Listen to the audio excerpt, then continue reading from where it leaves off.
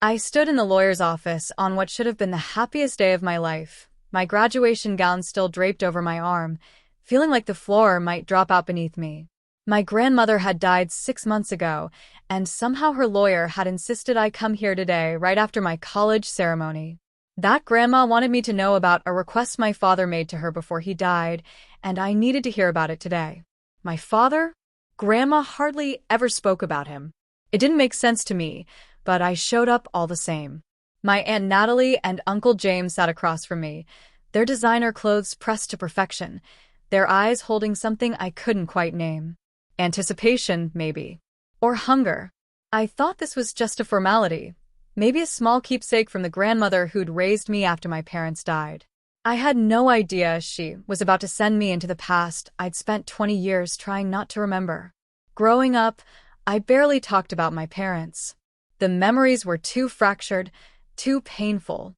My grandmother took me in when I was 4, after the fire that took them both. She never spoke much about that night, and I learned not to ask. All I knew was that they'd died in a cabin fire somewhere in the woods, and that I'd somehow survived. My grandmother was practical, efficient, the kind of woman who believed in moving forward, not looking back. She gave me stability, education, everything I needed. Except answers. So when the lawyer called me here on my graduation day, I expected maybe a letter, maybe some money for a fresh start. Not this. The office smelled of leather and old wood, the kind of place where fortunes changed hands on paper. Natalie and James sat perfectly still, but I could feel their energy, coiled tight like springs ready to release. The lawyer, a gray-haired man with reading glasses perched on his nose, cleared his throat and began reading from the will. Minor bequests first, some donations to charities, a few items to distant relatives. Then he paused, looking directly at me. To my granddaughter, Laura, he read, his voice careful and measured. I leave 90% of my estate, valued at approximately $8 million. The room went silent. My heart hammered against my ribs. Natalie's hand gripped the armrest of her chair, her knuckles going white. James leaned forward, his jaw tight. I stared at the lawyer, certain I'd misheard. And then came the condition. There is one stipulation, he continued, adjusting his glasses. Laura must spend 30 consecutive days in her parents' former residence, the cabin known as the Haven, located in the Adirondack region. She must stay alone, with no outside assistance. Natalie's voice cut through the room like glass. That cabin is a ruin, she said, her tone sharp with something that sounded like panic. It should have been torn down after the accident. I looked at her, confused. What accident? What cabin? I'd never even heard of the Haven. The lawyer held up his hand. Mrs. Brown was very specific. This was based on a request made by Lara's father before his death. If Laura fails to complete the 30 days, her portion of the estate reverts to Natalie and James. I saw it then. The flash of hope in their eyes, quickly hidden behind masks of concern. They wanted me to fail. They were counting on it. The lawyer slid a folder across the desk toward me. Inside were directions, keys, and a note in my grandmother's handwriting. For Laura, when she's ready. My throat tightened. Natalie leaned forward, her voice suddenly sweet, syrupy. Laura, honey, you don't have to do this. The place is dangerous, falling apart. We can contest the will, get you something reasonable. But I wasn't listening anymore. I was thinking about my father, about the request he'd made before he died. A request I'd never known about. I looked at the lawyer and nodded. I'll do it, I said, my voice steadier than I felt. Partly because I needed answers. Partly because I wanted to feel close to the parents I barely remembered. And partly, if I'm being honest, because I wanted to see the look on Natalie's face when I succeeded. The drive to the Haven took almost 4 hours, winding through dense forests that seemed to close in around my car like walls. The lawyer had given me basic supplies, food for a week, water, flashlights, but he'd made it clear I was on my own after that. Just you and the woods, he'd warned. When I finally found the turnoff, a narrow dirt road barely visible through the overgrowth, my hands were shaking on the wheel. The cabin appeared suddenly through the trees, and my breath caught in my throat. It wasn't what I'd expected. Half of it looked almost new, restored with fresh wood and clean windows. But the other half, the south side, was charred black, the wood scarred and twisted from flames that had burned 20 years ago. My grandmother had rebuilt part of it, but left the burned section standing like a memorial. I parked and stepped out into the silence. The air smelled of pine and damp earth, with something underneath, something acrid and old. The scent of long-dead fire. My legs felt weak as I walked toward the front door, the key cold in my palm. This was where my parents died. This was where I was born, in a way, the little girl who survived becoming the woman I am now. The door opened with a creak that seemed to echo through the trees. Inside, the cabin was a time capsule. The restored half had a small kitchen, a wood stove, a single bedroom. But everywhere I looked, I saw pieces of a life I couldn't remember. Recipe cards in my mother's handwriting, tucked into a box on the counter. A doorframe near the kitchen with pencil marks measuring height. Laura, age 3, written in faded ink. On a shelf by the window, a small wooden box labeled Our Little Explorer in careful script. I stood in the middle of the main room, surrounded by ghosts, and felt absolutely nothing. No surge of memory, no emotional breakthrough. Just emptiness, hollow and cold. Maybe Natalie was right. Maybe this was a mistake. That first night was brutal. The silence was oppressive, broken only by the wind through the trees and the occasional crack of settling wood. I lay in the small bedroom, wrapped in blankets that smelled faintly of cedar, and stared at the ceiling. Every creak made me jump, my mind conjuring images of flames and smoke. I thought about leaving, just walking out in the morning, driving back to civilization, letting Natalie and James have their money. But then I thought about my father's request, the one he'd made while dying. He'd wanted me here. There had to be a reason. Time seemed to slow down. That first week was horrifying and left me with nothing but questions. Questions about my dad, my mom, and my childhood. Questions that were about to be answered in the second week. The second week started with a storm that came out of nowhere, turning the sky black and unleashing rain that hammered the roof like fists. I was in the main room when I heard the dripping, water leaking through a weak spot above the bedroom. I rushed to move boxes and bags away from the puddle, shoving an old trunk aside, when I felt the floorboard beneath it shift. My heart quickened. I knelt down, pressing on the boards, and one came loose easily, as if it had been opened before. Beneath it was a compartment, and inside that compartment was a collection of items that would change everything. Letters, dozens of them, tied with string. An old camcorder, the kind from the early 2000s, and a leather-bound notebook, worn at the edges, with my father's name embossed on the cover. I pulled it all out with trembling hands and carried it to the table. For a long moment, I just stared at it, afraid of what I might find. Then I opened the notebook. The handwriting was careful, deliberate. The first entry was dated 3 weeks before the fire. Laura turned 4 today, it began. She wanted a treehouse, so we started building one out back. Grace says I'm spoiling her, but how can I not? She's our whole world. I had to stop reading, my vision blurring with tears. That was my father's voice, captured on paper, speaking to me across 20 years of silence. I read late into the night, the storm forgotten, lost in the life I'd been too young to remember. My father wrote about ordinary things, fixing the roof, planting a garden, my mother's terrible attempts at baking. But underneath it all was a love so fierce it radiated off the page. And then I reached the entries from the week of the fire. That's when everything changed. My father had written about a gas leak, about smelling something wrong that last evening. He'd called a repair company, but they couldn't come until morning. He and my mother had decided to stay anyway, thinking they'd just open windows, keep watch through the night. They thought they were being careful. They thought we'd be safe. The final entry, written in shaky handwriting that looked nothing like the earlier pages, was dated from the hospital. 3 days after the fire. My hands shook so badly, I could barely hold the notebook as I read. They're telling me I won't make it through the night, he wrote. The burns are too severe, my lungs too damaged. But I need to write this while I still can. I need Laura to know. The fire started around midnight. The gas had been building up in the walls, and when the water heater kicked on, it ignited. The explosion tore through the lower floor. I was downstairs when it happened, thrown against the wall. Grace, my beautiful Grace.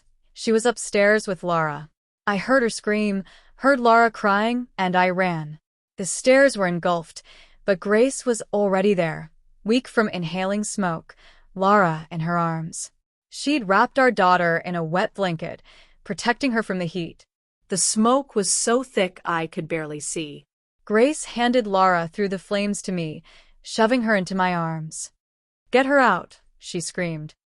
"Please, get her out." I tried to reach back for Grace, but the staircase collapsed between us. I heard her calling my name, telling me to run, to save our baby. A beam fell, pinning my leg, but I held on to Laura.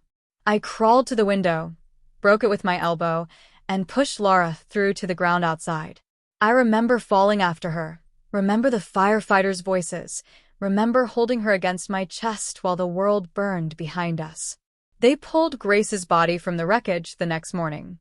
She tried to reach us, tried to fight through the flames, but the smoke took her first. I'm told I kept asking about her in the ambulance, kept trying to go back. I survived 3 more days than she did, but only because the paramedics were good at their jobs. I don't want to survive. I want to be with my wife. But before I go, I need my mother to promise me something. When Laura is old enough, when she's strong enough, send her back to the Haven. Don't let her grow up thinking she was the reason we died. We didn't die because of her. We died saving her, and that's different. Grace didn't die in fire. She lived in love. And if our daughter ever doubts that, ever feels alone, let her see where she came from. Let her know what her mother gave for her. The notebook fell from my hands. I sat in the silent cabin, surrounded by the evidence of my parents' sacrifice, and wept. Not the quiet tears I'd shed before, but deep, racking sobs that seemed to tear out of my chest. They hadn't left me. They'd never left me. They'd fought through fire and death to make sure I survived. For 20 years, I'd carried a vague sense of abandonment, a child's illogical feeling that somehow I wasn't worth staying for. But that wasn't the story at all. My mother had run into flames for me. My father had crawled through hell holding me against his heart. The rain had stopped, and the cabin was utterly still. I picked up the notebook again, my hands steadier now, and found more entries written in the margins, added by the nurses at his request. Messages to me. "My darling Laura," one began. "If you're reading this, it means you've become the person we hoped you'd be. Don't let this place remind you of how we died. Let it remind you of how much we loved you." Another, written in shakier handwriting. "You are worth every second, every breath. Don't ever doubt that." And finally, barely legible, "Tell her to be brave. Tell her to build fires, not fear them." Over the next week, I explored every inch of the Haven with new eyes. I found more letters, tucked in drawers and hidden in cupboards. Letters my father had written to his mother from the hospital, asking her to care for me, to tell me stories, to make sure I knew I was loved. I found photographs, dozens of them, showing a life I'd been too young to remember. My mother laughing in the garden. My father holding me up to pick apples from a tree. The 3 of us on the porch, my mother's hand on my father's shoulder, both of them smiling at the camera like they'd won the lottery. In the bedroom, I found a music box tucked in the back of a closet, wrapped in cloth. When I opened it, a tinny lullaby began to play, and something deep in my memory stirred.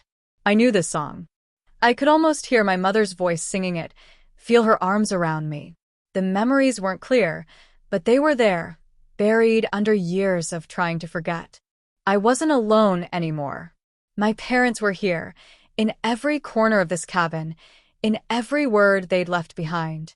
Natalie and James called twice during those weeks, their voices bright with false cheer. "Just checking in, sweetie," Natalie would say. "Making sure you're okay out there all by yourself." I could hear the hope underneath, the barely concealed wish that I'd give up. I kept my responses brief, told them I was fine, and hung up before they could probe further. I wasn't about to give them the satisfaction. By the time I reached the final week, I'd read through everything, Every letter, every journal entry, every scrap of paper my father had left behind. And I understood. My grandmother's condition wasn't about the money. It was about healing a wound that had festered for 20 years. She'd known I needed this, needed to understand what really happened, needed to feel my parents' love in a tangible way. The 30th day dawned clear and cold, the first hints of autumn coloring the leaves around the cabin. I stood outside in the morning light, reading my father's final letter one more time, the one he'd dictated hours before his death. "If you ever come here, it means you've become who we hoped you'd be," it said. Strong. Brave. Capable of facing the past without letting it destroy you. We saved you because you were our reason for living. Don't let our deaths be your reason for hiding. Build something beautiful with the life we gave you. I was folding the letter carefully, preparing to pack up for the drive home, when I heard a car engine. My stomach dropped. It was too early for the lawyer to check on me. The car that appeared through the trees was Natalie's sleek sedan, pulling up in front of the cabin with a spray of gravel. Natalie and James stepped out, both dressed like they were heading to a funeral or a celebration. Their faces were carefully neutral, but I could see the tension in their shoulders, the tightness around Natalie's mouth. They'd come expecting something, either to gloat over my failure or to see if I'd actually made it and figure out how to undermine the will. I walked toward them, my father's letter still in my hand. "Well," Natalie said, her voice carefully modulated. 30 days. You actually did it." James nodded, his hands in his pockets. "Impressive, Laura. I'm sure your grandmother would be proud." The words were right, but the delivery was all wrong. They were disappointed. For a moment, anger flared in my chest. These were the people who'd hoped I'd break. But then I looked at them, really looked at them, and saw something else. Fear. Regret. The tight expressions of people who'd bet on the wrong horse and knew it. I didn't say anything. Instead, I held out the letter, the one my father had written from his hospital bed. "Read this," I said quietly. Natalie took it like it might bite her, unfolding it with careful fingers. James leaned over her shoulder, both of them reading in silence. I watched their faces change. Natalie's carefully constructed mask cracked first, her eyes widening, then filling with tears. James's jaw clenched, then trembled. By the time they reached the end, both of them were crying, raw and unguarded in a way I'd never seen. Natalie looked up at me, mascara running down her cheeks. "Laura, we didn't know," she whispered. "We had no idea he'd written this." James's voice was thick, breaking on the words. "We thought, your grandmother never told us. We just assumed you'd been too young to remember, that maybe." He couldn't finish. Natalie stepped forward suddenly and pulled me into a hug, her shoulders shaking. "I'm so sorry," she said against my hair. "We were so focused on the money, on feeling cheated, that we forgot what really mattered. We forgot about you." I hugged her back, feeling something in my chest unlock. James joined us, wrapping his arms around both of us, and for the first time since my parents died, I felt like I had a family. We stood there in front of the cabin, 3 people bound by loss and love and second chances, and let the past finally, truly, rest. 6 months later, I sat on the restored porch of the Haven, watching children run through the yard. The charred south wall was gone, rebuilt with fresh timber that still smelled of pine and promise. Over the door hung a new wooden sign, hand-carved and painted. "The Haven, for those who were loved enough to be saved." The cabin wasn't mine alone anymore. It was a retreat now, a place for families dealing with loss, for children who needed to know they weren't forgotten. Natalie and James had helped me create it. James managed the operations, his business mind ensuring we could help as many people as possible. We'd become a family, not through blood alone, but through the hard work of forgiveness and growth. I thought of my grandmother often, her stern face and practical manner hiding a woman who understood what I needed better than I did. She'd sent me back here not to punish me, but to set me free. To show me that I wasn't defined by the tragedy that shaped my early years, but by the love that had saved me. I'm so glad you listened to my story.